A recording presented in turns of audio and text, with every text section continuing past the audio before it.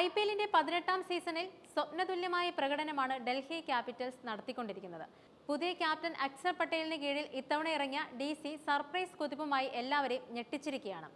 ആദ്യ കളിയിൽ ലക്നൗ സൂപ്പർ ജയൻസിനെ ത്രില്ലറിൽ വീഴ്ത്തി DC രണ്ടാം അംഗത്തിലും ശ്രദ്ധേയമായ പ്രകടനമാണ് പുറത്തെടുത്തത്. ശക്തമായ ബാറ്റിംഗ് ലൈനപ്പുള്ള സൺറൈസേഴ്സ് ഹൈദരാബാദിനെ 7 വിക്കറ്റിന് തുരത്തിയിരിക്കുകയാണ് അവർ.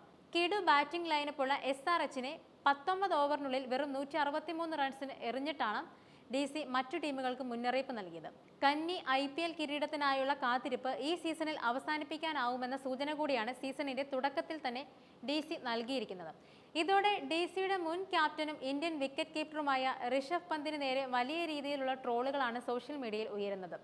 ഋഷഭ് പോയതോടെയാണ് DCയുടെ കഷ്ടകാലം തീർന്നതെന്നും യഥാർത്ഥത്തിൽ അദ്ദേഹമായിരുന്നു ടീമിനെ പിന്നോട്ട് അടുപ്പിച്ചതെന്നുമാണ് ആരാധകരുടെ വിലയിരുത്തൽ. സോഷ്യൽ മീഡിയയിൽ ഋഷഭ് പന്തിനെതിരെ നിരവധി ട്രോളുകളും മീംസുകളുമാണ് വന്നുകൊണ്ടിരിക്കുന്നത്. ഡൽഹി ക്യാപിറ്റൽസിന്റെ ഈ സീസണിലെ മിന്നുന്ന പ്രകടനം ആരാധകർക്കും വലിയ സർപ്രൈസായി മാറിയിരിക്കുകയാണ്. അക്സർ പട്ടേലിന് കീഴിൽ ഇത്രയും മികച്ച പ്രകടനം ഈ സീസണിൽ അവർ നടത്തുമെന്നും ആരും പ്രതീക്ഷിച്ചതല്ല. ഋഷഭ് പന്തായിരുന്നു ഡൽഹി ക്യാപിറ്റൽസ് ടീമിലെ ആരും അറിയില്ലാത്ത വില്ലനെന്നും ഇപ്പോൾ തെളിഞ്ഞിരിക്കുകയാണ്.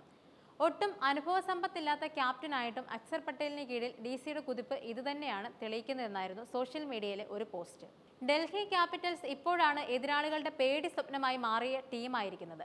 മുമ്പ് DCയെ ഇങ്ങനെ കണ്ടിട്ടുള്ളത് ശ്രേയസ് അയ്യർക്ക് കീഴിലാണ്.